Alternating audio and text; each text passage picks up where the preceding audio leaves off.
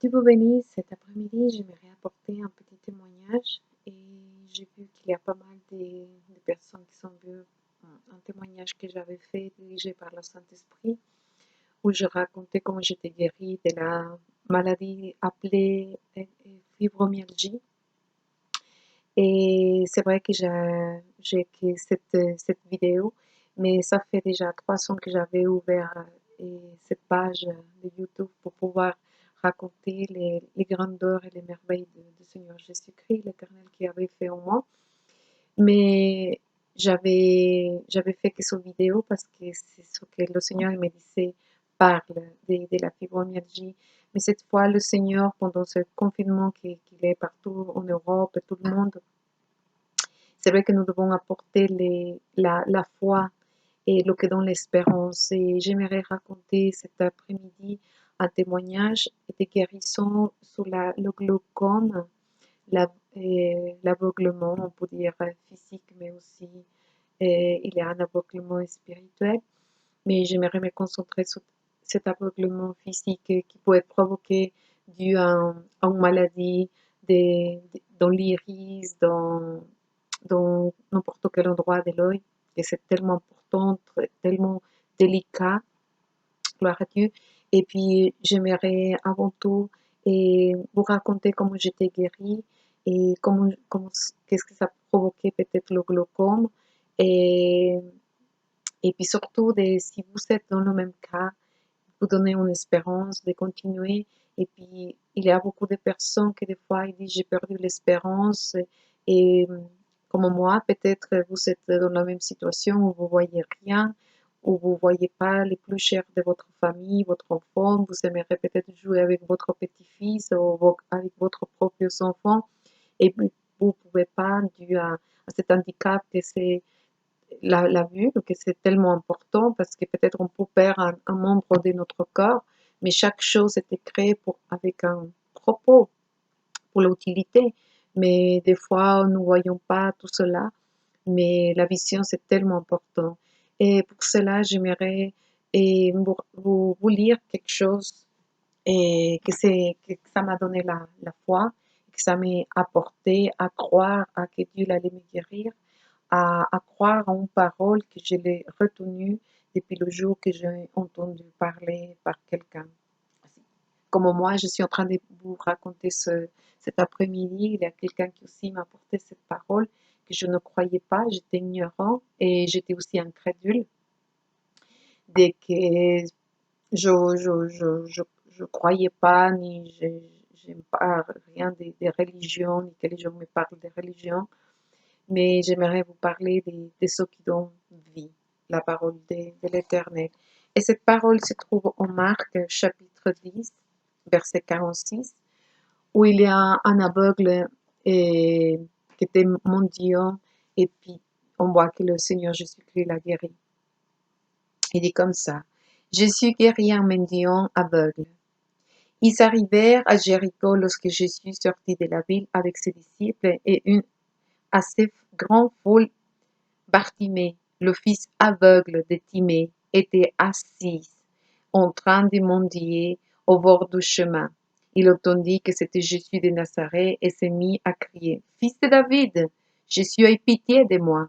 Beaucoup le reprenaient pour le faire taire, mais il criait beaucoup plus fort, Fils de David, aie pitié de moi. Jésus s'est arrêté et dit, Appelez-le.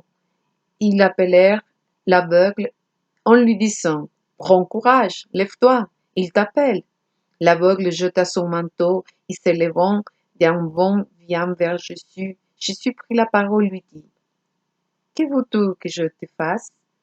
Pour toi, mon maître, lui répondit l'aveugle, que je retrouve la vue. Jésus lui dit, Vas-y, ta foi t'a sauvé. Aussitôt il retrouva la vue, il suivit Jésus sur le chemin. Amen. Et pourquoi je vous partageais cette parole? Parce que j'aimerais raconter comment c'était ma situation, comment je suis arrivée à cette situation de glaucome et comment j'étais guérie.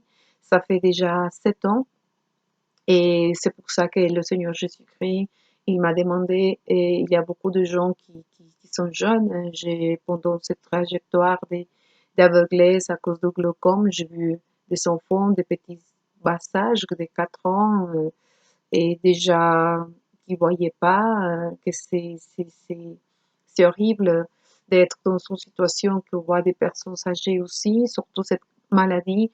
Et c'est sur la pression oculaire qui peut arriver à plus peut-être des 60, des, des pressions oculaires, et puis ça peut provoquer à perdre le nerf optique. Et le nerf optique, c'est ce qui nous donne la vision du champ pour pouvoir voir complètement autour de nous. Et quand j'ai, j'ai eu cette maladie et on peut voir plusieurs personnes, des personnes âgées, et puis normalement, c'est, on peut dire que c'est plus attaqué pour des personnes âgées, mais dans mon cas, j'ai vu des personnes jeunes, des- j'ai vu dans la unité des glaucomes où j'allais à cet hôpital, par exemple, une petite jeune fille, elle avait 4 ans, et moi aussi que j'étais très très jeune, et puis eux, ils trouvaient que c'était pas normal. Mais gloire à Dieu, j'ai, j'étais avant dans la débauche, j'étais dans le monde, on va dire, j'aimais bien profiter, aimais bien avoir beaucoup d'amis. À l'époque, quand j'ai eu cette situation de problème de vision, j'étais en train de divorcer de mon époux et j'habitais toute seule et j'étais contente parce que j'allais travailler. Comme toujours, j'ai voulu travailler dans mon domaine. Mais pendant ce temps-là, j'ai pris des vacances et je suis allée avec mon fils en Égypte. On a visité les tombeaux de Toutankhamon et puis pas mal de choses. Et il faisait tellement, tellement chaud au mois de septembre. On avait choisi même qu'il fasse pas trop chaud, mais même en septembre, il faisait très, très chaud. Et je commençais à avoir des problèmes de la vision. Je commençais à avoir des douleurs à la tête et même de perdre des moments l'équilibre et de devoir m'asseoir pendant peut-être 5 minutes jusqu'à ce que cette douleur y passe. Et parce que j'avais des moments, des plages toutes noires, je voyais plus rien, mais je pensais que c'était la chaleur, je pensais que, et voilà, que c'était un temps où je sais pas, c'était la chaleur qui provoquait cette situation où j'avais que tout ça tournait, et puis je me disais, bon, c'est la chaleur, peut-être c'est que je dois manger plus, et je dois manger peut-être plus de vitamine C. Et puis, en arrivant ici, dans le pays où je réside, je suis allée chez l'ophtalmologue et puis il m'a dit que oui, effectivement, il avait une petite inflammation, mais c'était pas si grave. Il m'a donné des gouttes qui s'appellent Dexafri. Je devais les mettre. Je me souviens pas à l'époque chaque combien de temps. Je continuais et je suis, comme d'habitude, rentrée à mon travail. Mais peut-être après 1 ou 2 semaines que je suis rentrée de à mon travail,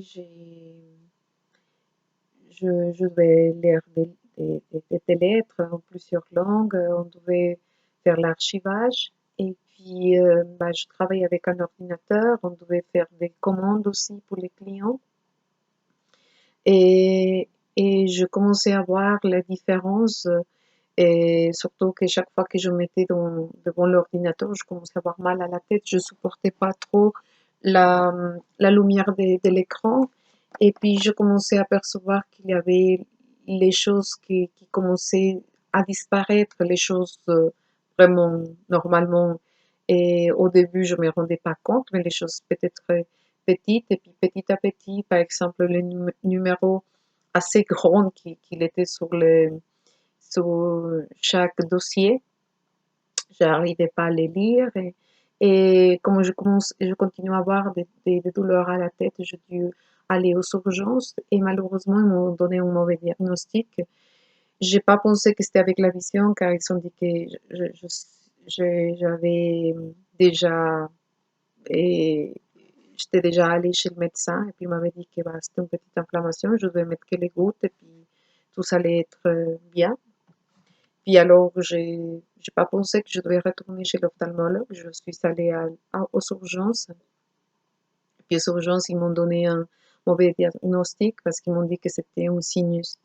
Comme j'avais tellement mal à la tête, tout cet endroit, et puis je disais que surtout je supportais pas la lumière. J'avais mal aux yeux, voir la lumière.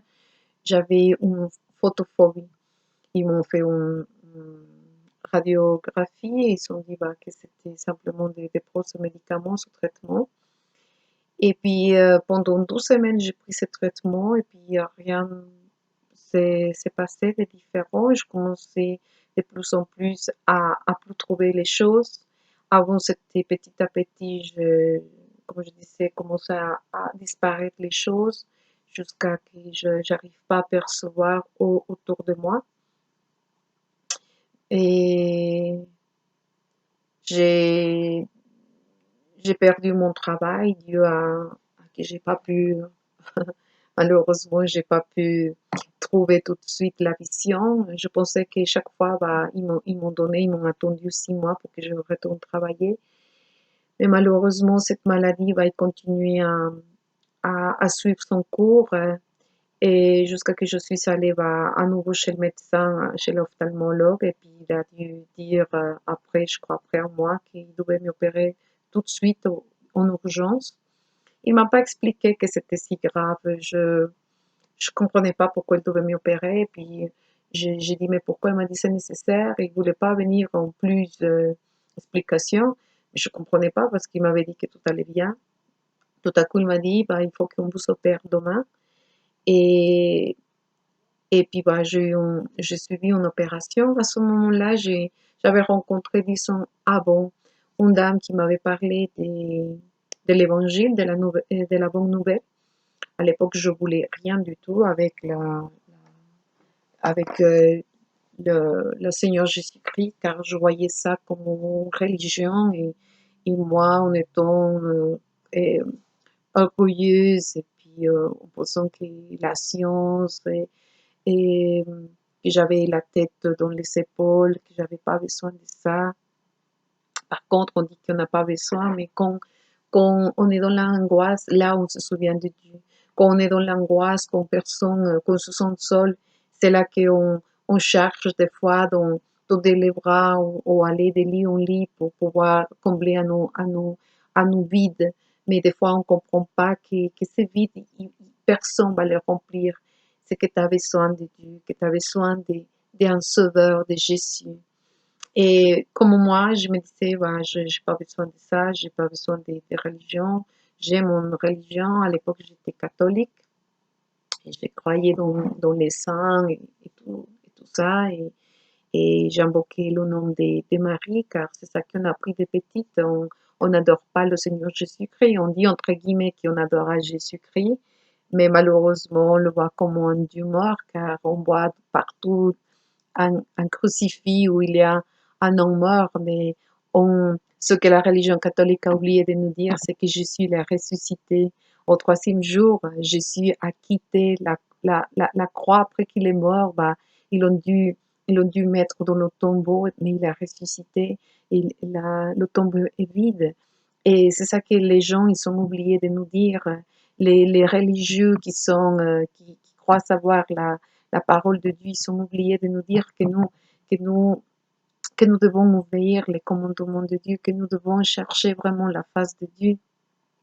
Et puis, et surtout que Dieu, il guérit, que Dieu continue à faire ce qu'il a fait. Comme je vous ai lu au départ, cette parole de l'aveugle Bartimée, il y a un autre chapitre où il parle et aussi d'un aveugle de naissance où, où ses disciples ils demandent à Jésus si c'est ses parents ou c'est le jeune qui avait péché pour qu'il soit aveugle. Et le Seigneur il lui dit non, c'est ni le papa, ni la maman, ni l'enfant qui a péché, c'est simplement pour voir la gloire de Dieu. Alors beaucoup de fois, Dieu permet cette situation, c'est pour que nous voyions la gloire de Dieu, que nous puissions voir que Dieu, il continue à faire des miracles, des, des merveilles. Et il y a, il y a, oui, il y a non, maintenant c'est plus de 20 ans que cet homme, il m'a parlé de la nouvelle, de la bonne nouvelle, et puis il m'avait parlé quelque chose en me disant que la Vierge Marie, c'était pas la mère de Dieu. Alors je l'ai mal pris, parce que c'est vrai qu'on a toujours dit que Marie, c'est la mère de Dieu, mais ce que nous ne comprenons pas, ou pour mauvaise compréhension, c'est que Dieu est Dieu, il est le commencement et la fin. Dieu n'a pas ni de principe ni de fin. En fait, Dieu est Dieu, c'est l'être suprême de la création. Et Dieu n'a pas de maman. Et quand nous parlons de Jésus, oui, et l'Éternel, il a dû choisir une femme pleine de qualités, de pureté, comme c'était Myriam ou Maria, comme ils le connaissent, et pour être la porteuse du Sauveur, de Jésus-Christ, notre Sauveur. Et, et à cette époque-là, quand ils m'ont dit que non, que Marie n'était pas la mère de Dieu, alors je me suis dit, mais comment si c'est la mère de Dieu? Et mais c'est vrai, c'était la porteuse de le Fils de Dieu, de Jésus-Christ. Et après, bah, je voulais rien savoir. Je me suis dit, je suis catholique, apostolique et romaine, et personne va me changer ma religion. Et bah, mais c'est vrai, j'allais pas ni à la messe, au culte, ou comme ils parlent. Et je croyais à ma manière, mais il y a des situations que Dieu il permet pour que nous puissions connaître vraiment qui est Dieu. À l'époque, quand je suis tombée aveugle, et bah, moi, je faisais un petit peu, on va dire, entre guillemets, le spiritisme et l'ésotérie. Pourquoi je dis ça? Parce que l'Église catholique, il mélange entre le spiritisme, l'ésotérie, la sorcellerie au culte de Dieu, alors que nous profanons le vrai culte à Dieu. Car, et je me souviens, depuis que j'étais jeune, j'étais dans une école privée catholique où nous devons des fois, beaucoup de fois, donner des louanges pour Marie au lieu de donner des louanges à Jésus pour ses bienfaits, pour la résurrection, pour ce qu'il a fait sur la croix, le sacrifice et l'amour qu'il a versé son sang précieux pour nous nettoyer de notre péché, pour nous libérer de nos chaînes, pour amour à nous. Et, et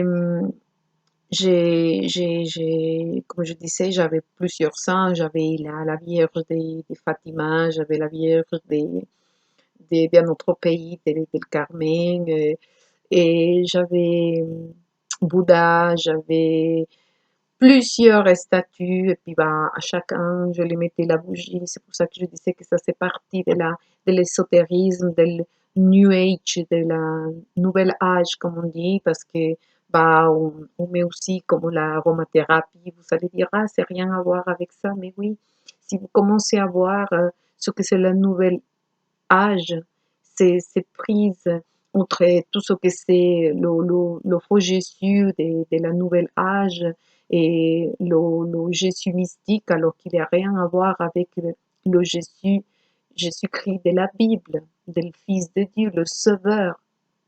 Les gens, quand on parle de Jésus, ils disent, ah, c'est moi le Dieu.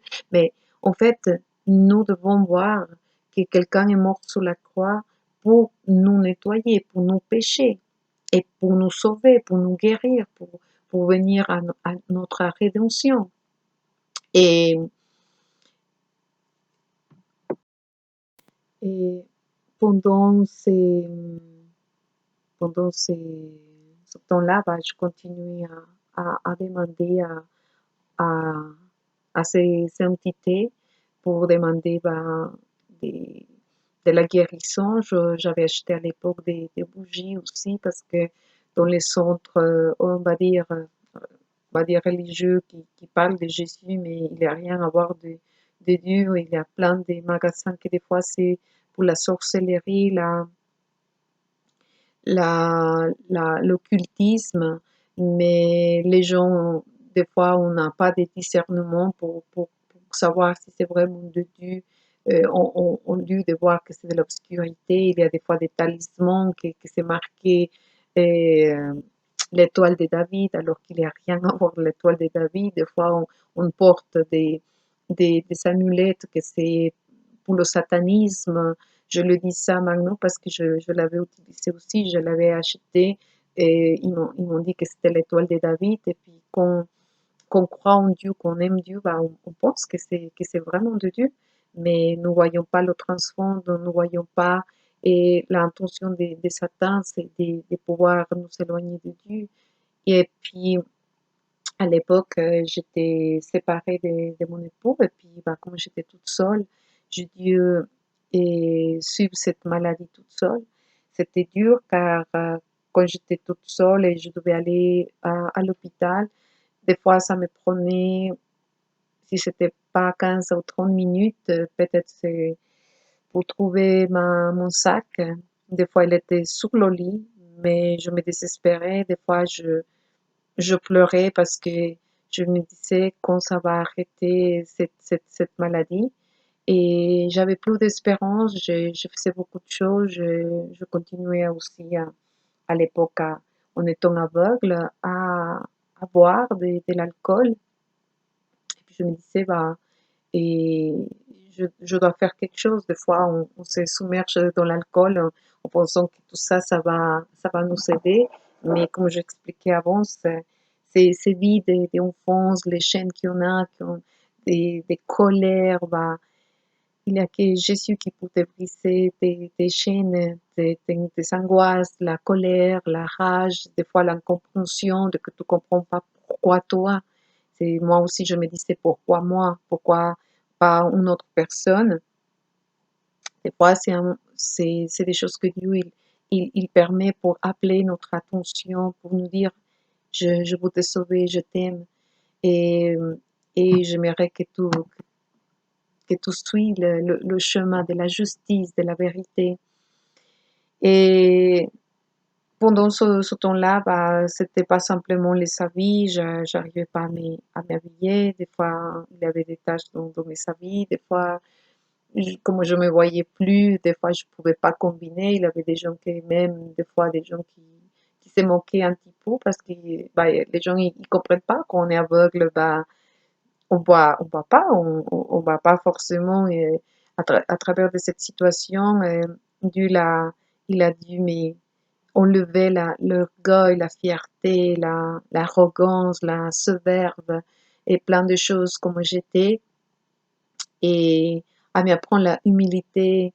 Moi, au début, je voulais même pas, quand j'avais perdu la vision, après les opérations, j'ai eu 8 opérations dans cet œil et 8 dans cet autre œil. Et, et le glaucome aussi m'a provoqué aussi la phobie à la lumière. Je devais porter des lunettes assez obscures et devais me couvrir jusqu'à là pour pas qu'il rentre la lumière du soleil ou la lumière normale, même dans une maison, ça me blessait les yeux. Je supportais pas la lumière, alors j'étais tout le temps fermée dans ma maison avec les stores et fermés. Et j'ai, j'ai dû rester pas mal de temps, 5 ans. Et en 2008, et c'était d'abord cet œil, après c'était l'autre que tout de suite, bah, ça a descendu la vision. Et je suivi un traitement des Alphago, Cosoft et Dexafri et Tovadrex et des autres médicaments que peut-être maintenant je ne me souviens pas, mais c'est ceux que je me souviens. Et je dû prendre, j'avais chaque 12 heures, je crois, je devais les mettre parce que j'avais une pression oculaire et des 60, 72. Et je comprenais pas, des fois je disais que j'apercevais pas le danger parce que des fois je tombais et à plusieurs fois les gens, ils me trouvaient au milieu de la route et des fois il y avait des gens bénis soit le Seigneur qui avait la compassion et puis il me prenait parce que des fois j'étais en train de marcher vraiment dans la route, au milieu de la route.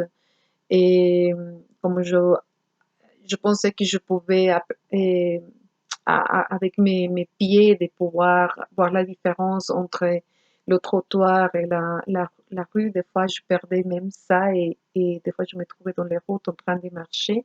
Mais c'est madame, vous avez pas vu, à l'époque, il n'y avait pas vraiment des choses comme les aveugles et on, on, on va dire à l'époque, je pouvais faire la différence pour pouvoir arriver, mais j'ai dû apprendre, j'ai dû aller à l'orthothérapie, j'ai dû faire des cours. Et à l'époque, il y avait, il y a toujours le braille, il y avait des cours d'écothérapie et aussi, gloire à Dieu, des instruments pour pouvoir m'aider, des loupes. J'ai dû apprendre aussi pour faire à manger, j'ai dû apprendre aussi pour prendre le train, pour comment aller de la maison à l'hôpital, de l'hôpital à la maison. Et j'ai dû apprendre aussi pour me mettre les gouttes, pour faire la différence, pour voir entre les gouttes, il y a le décodage du braille et vous devez apprendre pour savoir voir la différence et puis pour apprendre à lire, même pour quand on va aux hôpitaux, même en prenant les rampes d'aveugles pour savoir où vous allez. Puis c'est dur quand nous sommes pas nés aveugles et puis tout à coup, à vos 30 ans ou 20 ans, à l'âge que vous avez très jeune, vous perdez la vision et puis vous devez recommencer une nouvelle vie sans vision. Je pense que le plus dur, gloire à Dieu, c'est d'avoir un enfant de bas âge, comme à l'époque, j'avais un enfant de 6 ans. C'était dur pour moi quand mon fils il voulait jouer avec moi et je devais lui dire que je ne pouvais pas. Il ne comprenait pas et que tout à coup sa maman il pouvait pas jouer avec lui, je pouvais pas porter l'attention et gloire à Dieu, pour moi c'était dur comme maman et à cause de mon fils de pas pouvoir m'en occuper de lui et gloire à Dieu, mais surtout de pas pouvoir voir mon fils grandir et la même dame que 10 ans avant de cette maladie, il m'avait parlé que Jésus m'aimait, que Jésus pouvait briser mes chaînes. Je voulais, comme je vous expliquais, rien ni de religion, ni que personne me parle de Jésus, dû à mes abus sexuels quand j'étais jeune, dû à mes souffrances de jeune fille, dû à les maltraitances que j'ai suivies. Et je croyais à ma manière en Dieu, mais d'une manière et erronée et j'ai jamais entendu que Dieu pouvait guérir des maladies inguérissables, j'ai jamais entendu d'un Dieu d'amour, jamais avait entendu d'un Dieu qui pardonnait les péchés, d'un Dieu qui était plein de miséricorde, d'un Dieu qui était prêt à me pardonner, à recommencer à nouveau une nouvelle vie. Et puis cette âme, quand il a su que j'étais aveugle, c'est comme si Dieu l'avait mis dans mon chemin. Et puis cette dame, elle m'a dit qu'il allait prier pour moi. Et puis je dis merci, simplement merci. Et puis je me suis dit, mais cette dame, elle ne me connaît pas. Et puis il veut prier pour moi. J'étais vraiment seule. Et, avec cette situation de la perte de vision, j'étais en train de tomber en la dépression car j'étais séparée de mon époux, j'étais en train de divorcer. J'étais dans un appartement toute seule où je savais pas quoi faire avec cette maladie. J'avais perdu mon travail. J'avais pas la garde de mon fils. Je pouvais pas non plus m'en occuper à cause de mon handicap de vision. Gloire à Dieu. Et puis, il y avait beaucoup de choses, de souffrances qu'il y avait en moi, dues au passé. Mais je me souvenais de cette dame qui disait que Jésus pouvait briser mes chaînes, comme il peut briser tes chaînes aussi. Gloire à Dieu. Et cette dame, elle est venue, elle m'a dit que son pasteur, je devais suivre un autre opération dans mon œil gauche. Et puis c'était assez urgent pour sauver le nerf optique, pour pas perdre le nerf optique. Et puis cette dame m'a dit, ah, mon pasteur, il peut venir, on va prier pour toi. Et je dis, non, non, ouais, je préférais vraiment le médecin parce que bah, je connaissais la médecine, la science. J'avais appris à pas mettre la confiance on a appris depuis jeune à prendre la confiance en la médecine, ce qui dit le médecin. Je ne suis pas en train de parler mal des médecins. C'est vrai que s'il faut un traitement, ben, il faut le suivre, mais il y a plus que ça, plus loin, et ben, notre foi, et je suis pour guérir n'importe quelle maladie. Et puis, ben, cette dame, elle est venue jusqu'à chez moi pour prier avec son époux.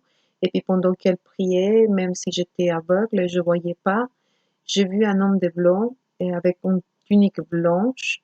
Et puis, et il m'a, pendant que ses frères et sœurs, ils priaient pour moi, bah, j'ai vu cet homme qui m'est serré dans ses bras et, et qui me transmettait de l'amour. Et je commençais à pleurer alors que mon cœur il était assez dur. Et puis l'orgueil, la fierté, ben, il me permettait pas de pleurer. Je commençais à pleurer, puis à sentir que quelqu'un m'aimait, puis m'a serré dans les bras. Cet homme qui je peux dire que c'était le Saint-Esprit, il m'a serré dans ses bras. Et puis après, après où ils sont partis, et puis cette dame, elle a continué à porter de l'intérêt sur moi, savoir comment j'étais, si j'avais mangé, si elle voulait m'accompagner, s'il pouvait m'accompagner à l'hôpital. Et puis je trouvais tellement gentil parce que j'étais toute seule. Et, et puis, euh, et puis oui, cette dame, elle m'a apporté surtout le sauveur de mon cœur, l'amour de Dieu. Et puis comme je vous expliquais, moi, je voulais rien, je voulais pas aller me mettre dans une réunion et dire, ah, je voulais rien de ça. Je me disais, non, je crois en Dieu, je sais comment, que Dieu il existe, mais je l'obéissais pas. Comme tout le monde, on croit en Dieu, mais on n'obéit pas à sa parole. On dit qu'on croit en Dieu, mais on fait le mauvais, on fait de l'adultère, on prend le mari d'un autre, on couche avec la, l'époux d'une autre, d'un meilleur ami.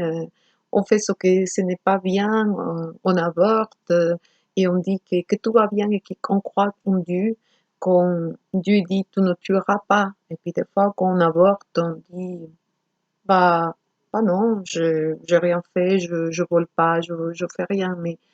Mais si nous commençons à voir notre vie, bah oui, on, on n'obéit pas les commandements de l'Éternel que Dieu les a laissés pour que nous ayons une vie meilleure, pour pouvoir être bien dans notre peau. Et, et cette dame, un jour, avec cette maladie, j'ai dû avoir un canne aveugle.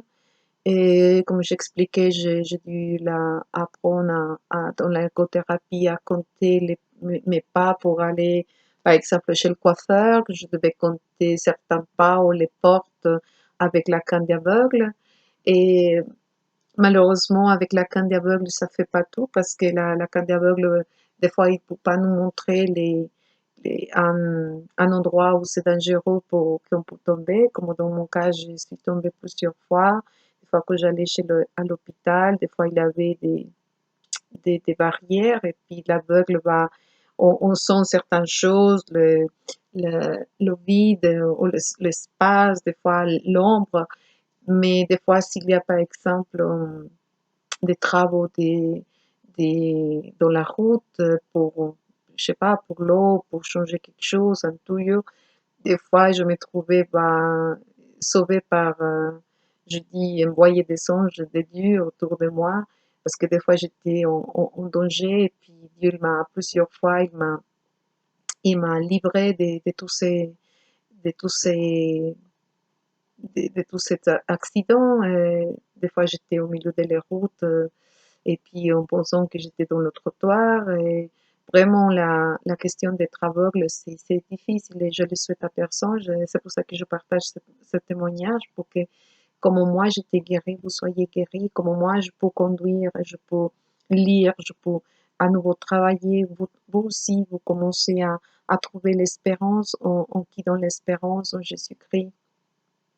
Et j'ai, j'ai, j'ai accepté le Seigneur Jésus-Christ par téléphone et il y a cette dame qui m'a parlé de Jésus-Christ que je sais parce que je faisais encore des choses mauvaises. Je vivais dans mon appartement pour enlever mes problèmes, mes soucis, puis pour voir que ça allait passer. Mais toujours c'était la même chose, mes frustrations étaient là. Et le jour que j'ai accepté, j'ai fait une petite prière avec cette dame et personne m'a obligée. Elle m'a dit donne-lui une opportunité à Jésus, prouve et tu verras. Bah, je me suis dit c'est vrai. Dans mon cœur, je me suis dit c'est vrai. J'ai essayé la drogue, j'ai essayé l'alcool, la sorcellerie et rien n'a changé. Je continue sans avoir la vision et je suis toujours malheureuse. Je suis toujours dans le même état. Puis je me suis dit pourquoi pas. Mais pour moi, je pensais que j'avais Dieu, je connaissais Dieu. Mais ce que personne nous a dit dans la religion, n'importe quelle religion tout soit, et c'est que nous devons avoir confessé avec notre cœur, comme il dit Romains 19, où il dit que si nous confessons avec notre bouche que Jésus-Christ est le Seigneur et nous croyons de tout notre cœur, nous serons sauvés. Cette, euh, cette parole, il n'est pas transmis par les religieux, par les catholiques. Et puis quand elle m'a dit ça, bah, si je croyais de tout mon cœur, bah, je voulais des changements, je voulais vraiment changer de vie et surtout d'enlever ce désespoir, cette angoisse que j'avais, cette dépression. Et puis, bah, je l'acceptais, je dis que oui, que je voulais que Jésus-Christ rentre dans mon corps, qu'il soit mon sauveur, qu'il soit le propriétaire de mon âme, et puis que je croyais que oui, qu'il était ressuscité au troisième jour par le Dieu puissant, par le Dieu éternel, et que je croyais que c'était le Fils de Dieu, que oui, et puis qu'il écrit mon nom dans le livre de la vie. Et moi, je me suis dit, bah, peut-être rien va arriver, mais à mon grande surprise, depuis ce jour-là, ça fait 10 ans que je suis heureuse, que je suis contente. Peut-être va dire, ah, on voit pas des changements, mais oui, quand tu étais abusé à plusieurs reprises par des hommes, et puis ce film des traumatismes qui a laissé le passé, tu vois que vraiment que Jésus, il vient à briser, à, à enlever de tes pensées, à amener la joie, enlever la colère, enlever des sentiments de haine. Et c'est vrai, je regrette jusqu'à maintenant, je regrette pas de l'avoir accepté, même au téléphone. Et des fois, il y a des flyers, des fois, Dieu nous donne l'opportunité pour qu'on on le connaisse, mais c'est à toi de donner l'opportunité, c'est à toi d'ouvrir le cœur, c'est à toi de lui rendre ton cœur, ton âme, ton esprit à Jésus-Christ. Et à partir de là, tu verras la gloire de Dieu. Et dans le chapitre en Jean 11, chapitre 11, verset 40, il dit, Jésus lui dit, je ne t'ai pas dit que si tu crois, tu verras la gloire de Dieu. Et dans ce chapitre, dans cette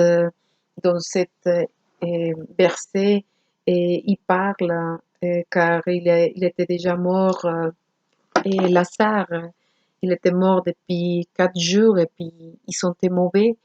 Et puis Lazare, après 4 jours de mort, il était ressuscité. Et je suis dit, je ne t'ai-je pas dit que si tu crois, tu verras la gloire de Dieu. Cette parole, quelqu'un me l'avait dit, et puis je me suis dit, je dois croire et que Jésus va me guérir. Et puis et j'ai continué à faire le traitement, mais et un jour, j'ai entendu la voix du Saint-Esprit. Peut-être vous allez dire, mais vous avez entendu, oui, comment je parle avec une personne et j'entends la voix du Seigneur et j'ai entendu la voix de l'Esprit Saint pendant que je priais. Il me disait que je devais petit à petit enlever les gouttes. Il me disait comment je devais enlever. Et puis peut-être vous allez dire que je suis une fanatique. Simplement, j'obéissais. J'ai commencé à avoir la foi. Je commençais vraiment à me ressourcer dans la parole de Dieu. Personne m'a lavé le cerveau comme certaines personnes y pensent ou disent. C'est pas une secte. Être être disciple de Jésus, c'est suivre ses pas, suivre la humilité, suivre son amour, suivre à la justice, suivre à, à, à aimer le prochain, à pardonner. Et puis, j'ai commencé à écouter, je commençais à enlever le traitement. Et puis, chaque fois, j'avais un tout petit peu peur, chaque fois que j'allais être contrôlée par les médecins, parce que j'allais 2 à 3 fois par semaine. Et puis petit à petit, il disait, ah, il faut continuer parce que ça commence à descendre la pression oculaire. Mais ce qui a changé ma vie, c'est le jour que j'étais guérie de glaucome et c'est arrivé comme ça. Pendant que je priais beaucoup et puis je disais, Seigneur, que je voulais vraiment euh, euh, avoir la vision. Et j'ai entendu la voix de l'Éternel qui me disait, qu'est-ce que tu veux que je te fasse? Et je me suis dit, mais qu'est-ce qu'il veut me dire le Seigneur? Je dis, mais je veux, je veux voir. Mais ce que le Seigneur il était en train de me poser la question, avec quel motif? Pour faire quoi? Pourquoi je voulais à nouveau avoir la vision? Et à l'époque, comme j'avais une vie de débauche, à l'époque, comme j'avais une vie d'adultère, une vie, et je ne peux pas dire que je peux pas dire que je suis fière de ce que j'ai fait, mais je raconte son nom pour témoignage parce que beaucoup de personnes, des fois, ils disent, ah, pourquoi moi? Mais des fois, on ne voit pas le pourquoi que Dieu a permis certaines situations. Des fois, on ne peut pas reconnaître nos péchés, ce que nous avons fait quand on était jeunes. Et, et puis, à partir de ce moment-là, et que j'ai entendu le Seigneur, je, je commençais à enlever chaque fois les médicaments et chaque fois ça descendait la pression oculaire. Et puis, je crois que c'était en 2002, oui, 2002. Et au début, j'ai eu une vision pendant que je priais. Et dans cette vision, je voyais une grande chambre blanche. Et puis dans cette chambre blanche immense, il y avait le Seigneur Jésus-Christ qui m'a enlevé un- une plume noire qui était couverte mes yeux. Et je voyais une grande, immense main qui m'a enlevé cette plume. Et je commençais à voir et je pouvais lire des paroles qui s'étaient écrites sur un mur très très blanche. Et ces paroles, je ne les comprenais pas, ce langage, c'était en hébreu. À l'époque, je ne comprenais pas ces signes. Pour moi, c'était des signes, mais maintenant, en voyant, et c'est de l'hébreu, mais je ne comprenais pas la signification. Simplement, je voyais cette lettre qu'il y avait autour de feu, plein de feu. Et puis, je criais dans cette vision en disant, je peux voir, je peux voir. Et le Seigneur, il m'a posé une question qui se trouve dans Jérémie chapitre 1, verset 11, où Dieu il pose la question à Jérémie, et Jérémie, il répond comme ça en le verset 11. Il dit, la parole de l'Éternel m'a été adressée. Que vois-tu, Jérémie? J'ai répondu, je vois une branche d'amandier. Dans mon cas, le Seigneur Jésus-Christ aussi m'a posé la question, qu'est-ce que je voyais? Ce que je voyais, c'était des lettres, mais il me disait, maintenant, et regarde dessus, je voyais dans son grande main, je voyais dessus que c'était pourri et que c'était très très pourri, la couleur était un petit peu verdâtre. Et puis, donc, avec la main droite, il enlevait ses yeux, il me disait, voici les nouveaux yeux qu'il m'a donnés. Et je voyais des yeux bleus foncés, pas bleu clair, sinon c'était foncé. Et puis il brillaient, il me disait voici. Et puis il me les donnait et je commençais, comme je disais, à voir. Et j'ai jamais enlevé cette vision que j'ai eue. Je disais, Dieu, il m'a guéri et je commençais à dire au médecin. Les médecins, ils disaient non parce que le glaucome, il n'est pas guérissable. Et j'avais arrêté déjà les médicaments car j'ai cru qu'à partir de ce moment-là, bah, j'étais guérie. Et puis, ben, les médecins me prenaient un petit peu pour une folle, mais ça me dérangeait pas. J'étais pas pour plaire à l'homme. Je voulais croire simplement à ce que j'avais vu, les promesses du Seigneur. Ici en Suisse, il y a un très grand médecin, il y a des très très bons médecins, gloire à Dieu qui les a donné cette capacité. Puis je suis allée voir parce que à l'époque, comme j'avais plus le glaucome, je voulais vraiment savoir qu'est-ce qui allait ensuite passer. J'allais avoir suite à que le glaucome il avait disparu. Il trouvait bizarre, il disait mais c'est pas possible. Je commençais jusqu'à maintenant, j'ai une pression oculaire des 10. La pression normale, c'est entre 10 à 20. Dans mon cas, Dieu m'a permis, Dieu m'a guéri et je garde une pression jusqu'à maintenant de 10. Gloire à Dieu. Et puis, il ne comprenait pas parce que j'ai dû dire au médecin que moi, je ne prenais pas les gouttes. Et il me disait, mais vous ne mettez plus le COSOP? Je disais non. Vous mettez.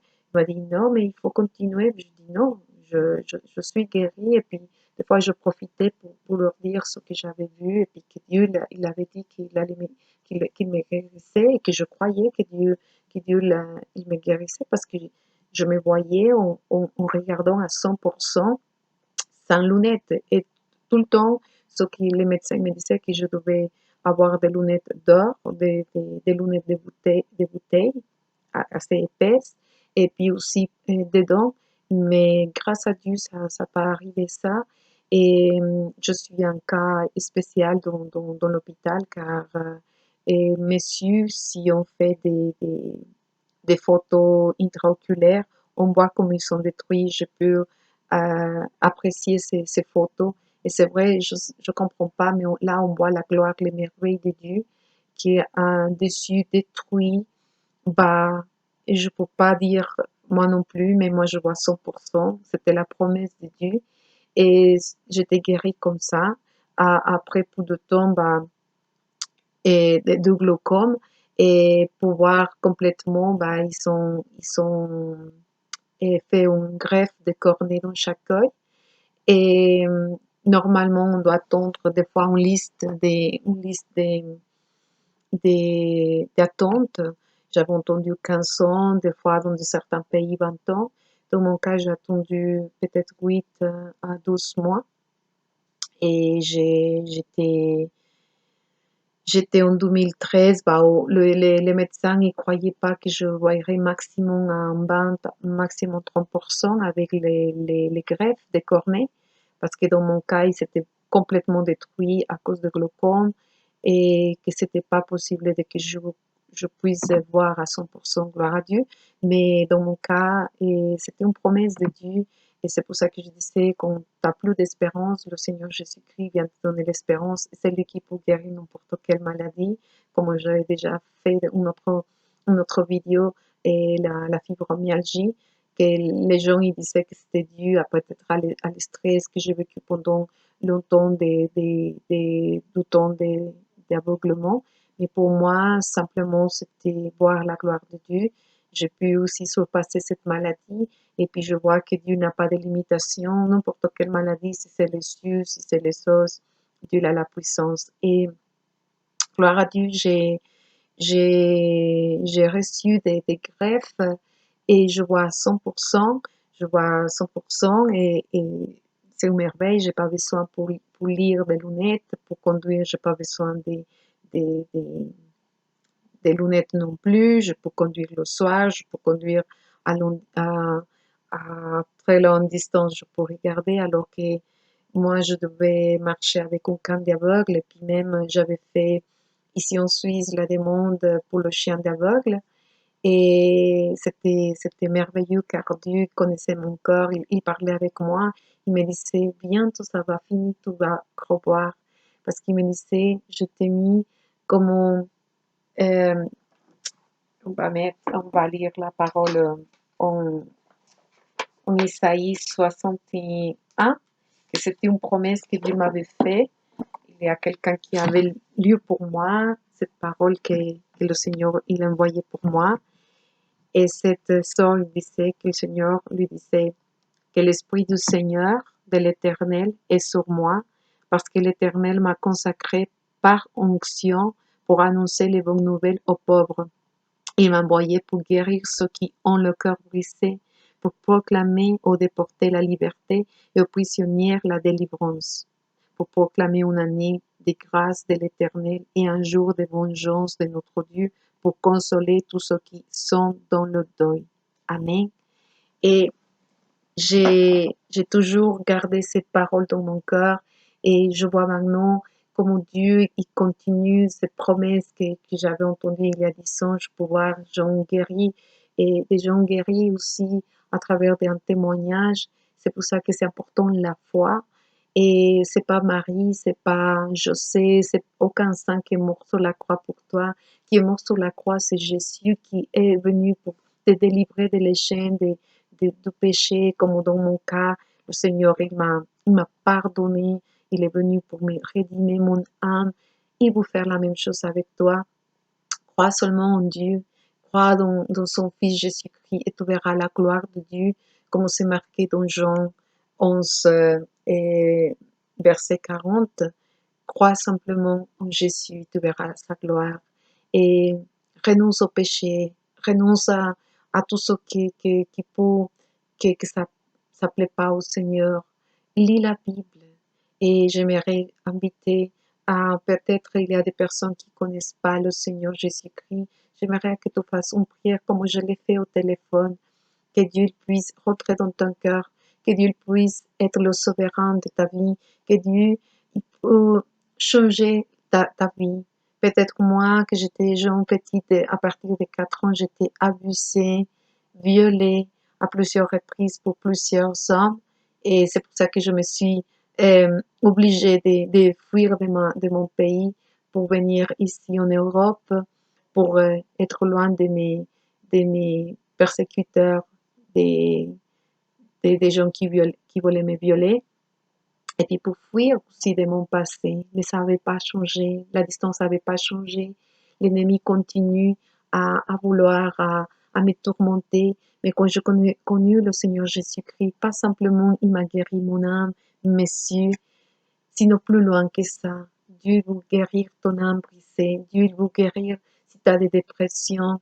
Lui, il peut le faire, car il l'a fait avec moi. Pendant ce temps d'aveuglesse, pendant ce temps de glaucome, j'ai vécu beaucoup de choses que peut-être que c'est trop long pour raconter. Mais j'ai vécu des désespoirs, des solitudes. Mais le jour que j'ai connu le Seigneur Jésus-Christ, le jour que je l'ai accepté dans mon cœur comme mon sauveur, ma vie a changé. Ma vie que j'étais amère, je pouvais pas sourire, j'ai commencé à sourire. Et puis autour de moi, les gens y voient la différence. Même mon époux, il m'a dit que ça m'a fait du bien le fait de connaître.